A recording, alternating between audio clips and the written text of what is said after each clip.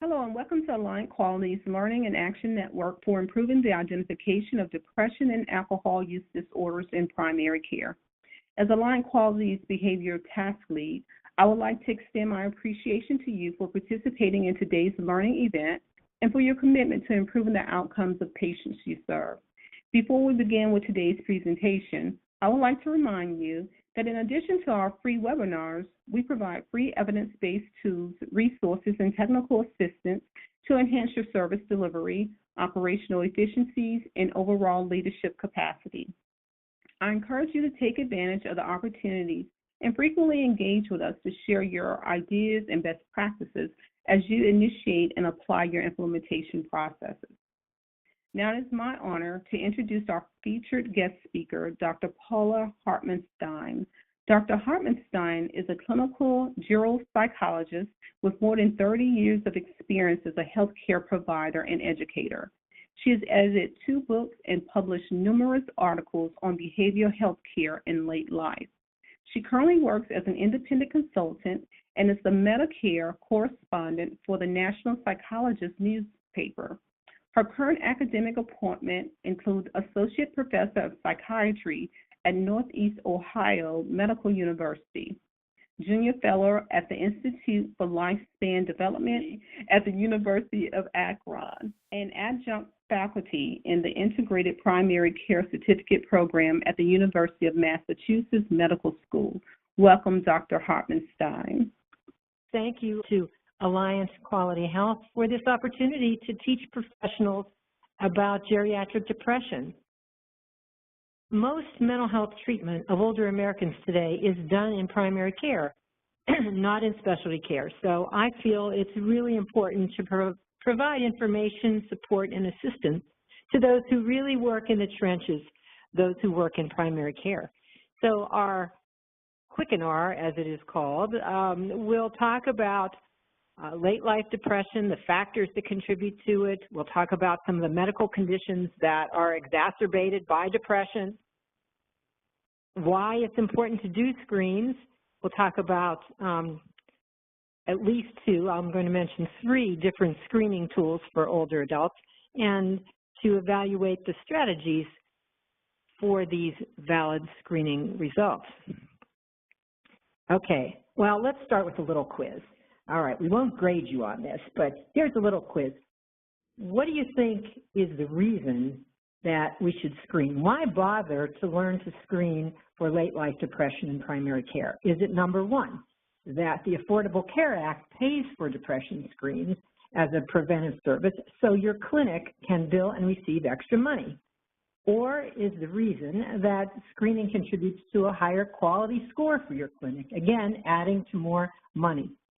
Or is it 3, that identifying and treating depression in patients with more than one condition saves dollars for Medicare and other payers? There's more choices. Let's see if I can make this slide go. Or should you screen because identifying and treating depression can reduce misery in people's lives? Or is it 5, that you can save lives by identifying depression? Or is the most important reason is that you will potentially lose your job if you don't screen? So we won't look at your answers, but the answer is that all are true. Well, that last one, I threw that one in. I don't know if you're going to lose your job, but the truth is that there are monetary, that is economic, as well as humanitarian reasons behind the need to screen. Okay, so the fact is that the Affordable Care Act has expanded its focus on preventive services. And as you probably know or will know by the end of this, that Medicare covers screens in the annual wellness visit. And there's a code for depression screening in primary care. And to use Medicare lingo, beneficiaries, that is your patients, must be furnished the screen in primary care settings that have depression care supports in place. So it's not enough to just do the screen. You have to have staff to assure effective treatment and follow-up. Okay, now let's get to a little bit about economics. Well, depression screens are one of the quality measures in this new program you'll be hearing more and more about called MIPS. There are so many acronyms these days in the Medicare lingo, but that stands for Merit-Based Incentive Payment System. And in fact, this is so current, au courant, that on October 14th, 2016, CMS just came out with a lot of information about the quality payment program that will be instituted beginning January 2017. So if you are a physician assistant, a nurse practitioner, a clinical nurse specialist, or a certified registered nurse anesthetist, you qualify to be in this quality payment program, okay? So depression screen is one of the measures you can use. Now, in 2017, there's another thing that's going on, and there are 6 new CPT codes that are coming out for psychiatric collaborative care management services. So all these things are happening. Okay, here's our second question on our quiz. Depression is an expected and normal part of old age. Do you think that's true or false? And question number 3. What % do you think of primary care physicians agreed that depression is normal and to be expected in old age based on a study done in 2011 using something called the Expectations Regarding Aging Scale? Do you think it's 5% of the physicians, 10%, 15%, or 25%? All right, here's our answers. Well, depression is a serious problem that affects older Americans, and it is more common in women than men, although it's certainly present in men as well. And we do not consider it a normal part of aging. Why? For one, it causes misery. It can increase the disability that a person has from other physical conditions. It can worsen memory problems and lead to memory problems and lower the overall quality of life. And the good news is that older adults can benefit from treatment as well as any other age group. There have been some what are called meta-analytic studies that have looked at this, and it doesn't matter the age. In fact, I am reminded by something a mentor of mine over 30 years ago, Dr. Jeanette Reuter, the first woman faculty in the Department of Psychology at Kent State University. She said to me, Paula, never give up on your patients no matter how old they are. And my dear friend and mentor, Jeanette, she was right. A large-scale study, I like this study because it's just so, it's so big. There was a large-scale study done of people in Norway, and it found, I think it was 63,000 people. It was a population-based study, and it found that in the early stages of depression, many older adults do not need medication, but they can benefit from non-pharmacological behavioral interventions. So let's quickly look at some stats. Okay, the good news is that if you just look at population and people living in their home who are older adults, it's relatively speaking low prevalence, 1 to 4%. But when you start seeing people in your primary care settings, then it bumps up to about 5 to 10%. People who receive home health care, the prevalence goes up again to as much as 25, 26%. But for the medically ill, those with chronic conditions, the prevalence of depression really goes up, can go up as much as to the 40% level, 43%. And of course, the worst case scenario, suicide. Depression is certainly the main risk factor for suicide, and the highest suicide rate in the United States is among white men, ages 85 and older. I point out this resource for you that came out last year. It's free. It's from SAMHSA, the Substance Abuse and Mental Health Services Administration. It's called Promoting Emotional Health and Preventing Suicide, a Toolkit for Senior Centers. Now, it says senior centers, but it's for any type of center, any type of place where older adults are going to be seen. It's really pretty sophisticated. It is not, you know, simplistic. It's it gives lots of information and tools. So I highly recommend that somebody on your staff or you yourself take that responsibility. Just go online and order it for your clinic. It's free. Okay, let's talk more about economics.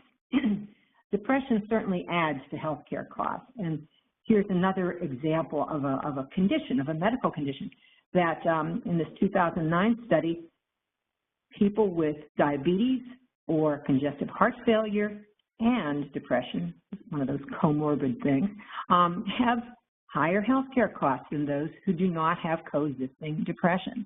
So indeed, why do you think the government wants you to screen? Because they do want to save some money, and studies like this have enabled them to require these screenings. This is going back to that Norwegian study. The European Society of Cardiology came out in 2014 and with this study of 63,000 people and found that depression increases heart failure risk by 40%. You know, we talk about smoking and lifestyle, or bad diet, et cetera. Well, guess what? Depression is a major risk factor as well for cardiac conditions. Now, what are the triggers for late life depression? Well, there's a lot of them, okay? I put loneliness at the top. Loneliness is definitely a trigger for dysphoric mood. Feeling unwanted, not having a purpose anymore, feeling ignored. Some people talk about retirement stress. I heard just last week a woman in her 80s say that if I retired, I won't know who I am anymore. So there is certainly the need that if one does retire from active employment, it's important to find other meaningful, worthwhile pursuits that make you feel that life is worth living. Now, as we age, of course, it's more likely that we're going to lose loved ones, spouses, family members. Now, bereavement is what I refer to as nature's response to severe loss. It's normal. Where we get into trouble with, where people get into trouble and need some treatment is when the bereavement is complicated. Then it can lead to depression. What do I mean by that? Let me just give you a quick example. I had a patient a few years ago, a gentleman who lost his wife of over 50 years. A few months after she died, the gentleman started to be very poor in his self-care, stopped bathing, stopped going out, stopped eating, lost a lot of weight. His adult children became very concerned. They got him in to see his primary care doc, who sent the patient to me. So in interviewing him, he revealed to me that his wife had an affair with a best friend of his many years earlier in their marriage. This was a deep, dark secret. They stayed married. The family didn't know about it, but when she died, all of that sort of bubbled up. It bubbled up in him, and he needed to talk it out, and he did, and actually got better within a couple months, much better, very normal. So that's an example of complicated bereavement. Chronic illness, including dementia, is also a trigger for late life depression. Not every person with memory loss has depression, but a good percentage do. And that needs to be addressed, because not addressing it increases the disability, basically, of the depression. Also, if people have conditions such as low vision and they're depressed, that increases their disability. And if they are a caregiver, people who are caregivers also can flip into, I should say, or go into a late life depression. Now, let's talk about screening. One of the important things I want to underscore is the way you talk to the patient about these issues, okay? And there is a really excellent resource I'd like to point out. It was published by the Gerontological Society of America in 2012, and it's called Communicating with Older Adults, an Evidence-Based Review of What Really Works. And I took these points from that resource to avoid patronizing speech. Now, we can all, I'm certainly guilty of it as well, slip into this elder speak, say, calling somebody honey or sweetie, try to avoid that, okay? And my mother taught me this many years ago. Don't assume that you can, she used to say, don't call your clientele by their first names, Paula. Don't assume that they like that just because they're older. Ask them how they want to be addressed. Okay, you want to minimize background noise when you're doing a screen. Clinics can be noisy places. Try to find a quieter place. Face the older person when you're speaking with them, because if they have hearing loss, they've probably learned how to do some lip reading. Now, one thing I like to do is to have a visual aid, such as having the screening questions in writing to show the patient. That's also helpful. And consider, some clinics have a list of depression symptoms to check off, and that's also an easy way. All right, let's go to these tools. One of the most commonly used one is the 2-question depression screen from the PHQ-9. Very simple questions. During the last 2 weeks, have you often been bothered by having little interest or pleasure in doing things? And during the last 2 weeks, have you been bothered by feeling down, sad, or hopeless? If the person says yes to either one, the directions are to follow up by the full PHQ-9 or refer to somebody for a more comprehensive evaluation. Another tool is called the Geriatric Depression tool, and there are 3 items here. Do you feel your life is empty? Do you often feel downhearted and blue? Do you feel pretty worthless the way you are now? These are simple yes/no questions. This instrument is in the public domain, and you can easily access it. I happen to, by the way, let me go back to it for a second. I happen to like the GDS just personally somewhat better than the PHQ-9. For people who have any memory problems, it's a little bit easier to follow. But for people who have more moderate to severe dementia, a very well-validated screening tool is called the Cornell Scale for Depression in Dementia, and the questions there are asked to the caregiver. So is screening all that simple? Well, technically, the answer is yes. For the bare bones, what I call the bare bones economic requirements. But let's say your clinical impression from the person's body language, their facial expressions, or clues from a family member who's in the room, that there's more to the story when the screen is negative. But your gut, your clinical sense, your observations say, I'm not sure that's right. Okay, so what should you do then? Well, first of all, you should pay attention for risk factors about depression and or suicide. Is the person abusing any medications or other substances? How disabled are they? Are they isolated? You can ask if the person lives alone, is a part of any social groups. Know about stressful events. We should not minimize this. The death of a pet can be a real, significant trigger to depression. Pets really are our friends, and sometimes the only friends that an older person living alone has. And don't be afraid to ask about lethal means for suicide.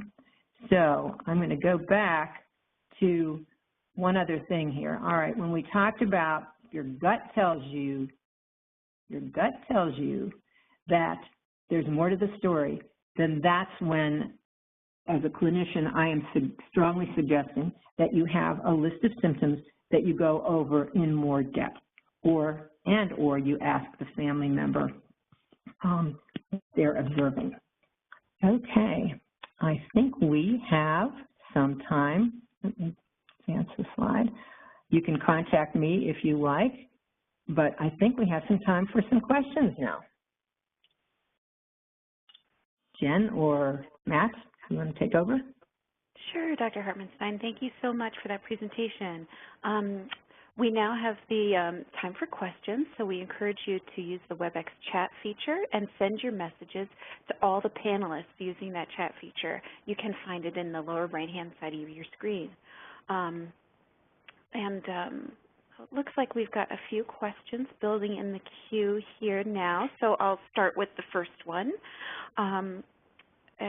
This is as it pertains to the geriatric depression scale.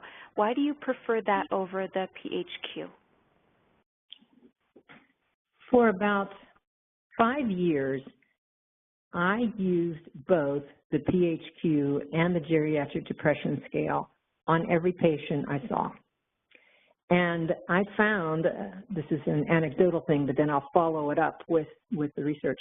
I found that the older adults had less difficulty in understanding the very straightforward yes/no questions on the GDS. So that was just my own little test within my practice. But if we look in the literature, we find that the GDS is valid also for people who have mild to even moderate memory impairment. And in fact, in the study using the mini mental state exam, people who had scores as low as 15 on that, on mini mental state, could accurately or validly address the yes/no questions in the geriatric depression scale. So basically, I just think it's a little easier for people to comprehend, and that's why I like it. Thank you. I've got another question here. If someone's screen is negative, but your clinical sense is that the screen is not valid, what do you do, and how do you document that in the medical record? Right. The documentation is certainly important as well. So, as I said earlier in our broadcast, if you already have a list of symptoms from the DSM written, typed out, and put in a page protector, and you show them the questions and just go over the symptoms, such as weight loss, weight gain, sleep problems, insomnia, hypersomnia, fatigue, loss of energy, psychomotor agitation, in other words, either slow motor movement or very restlessness, feelings of worthlessness, diminished ability to concentrate, thoughts of suicide. So if you have those items and you specifically go over that when your gut says that the screen is invalid, that's what I recommend. And then in your documentation, you say, you indicate that the score, the technical score was whatever it is, but then additional questioning showed more symptoms, perhaps that, or a family member was present and he or she mentioned these other symptoms. So you really do need to indicate both of them. Just wanted to also address what the Cornell scale is. I've used it for years and years also, and I like it when necessary. It has 5 different sections: mood-related signs, behavioral disturbance, physical signs about appetite, weight, energy. It also adds cyclic functions such as are symptoms worse in the morning? Does the person have early morning awakening or multiple awakenings during sleep? And ideational disturbances, thoughts about life is not worth living, self-blame, self-deprecation, pessimism, and also mood-congruent delusions of poverty, illness, or loss. So it's really pretty thorough. It does take longer, that is true, but for people with the moderate to severe dementia, it is necessary scale to use. Thank you. I've got another question here. How do you involve the caregivers in the screening process? Good question. If the person, again, has significant memory loss, it's imperative to do so. If the person doesn't, and the family member is present, I will ask if they're in the room, obviously the patient has agreed for the family member to be in the room, then I will ask, I have asked directly, do you agree? Is that your observation too, what your family member just said to these questions we asked? So I ask their opinion.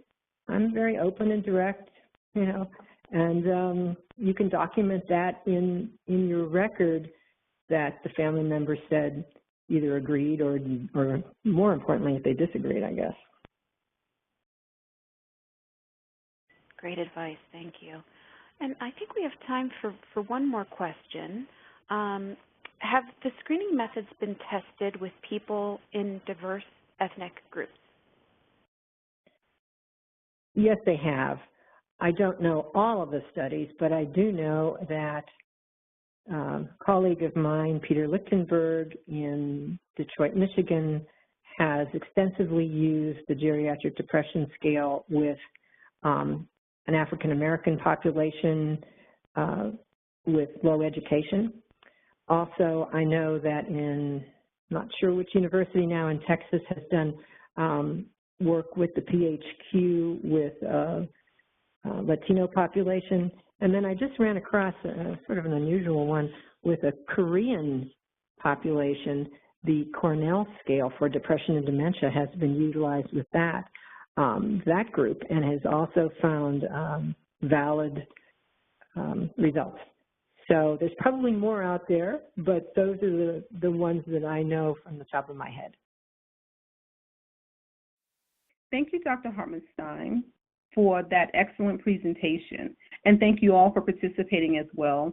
I would like to remind you to fill out the post-presentation evaluation. Then you will download your CE certificate. If at any time you have questions or concerns, feel free to reach out to me using the contact information you see before you. I look forward to our continued engagement and your participation on our next LAND Quickenar on November 16th. Until then, take good care.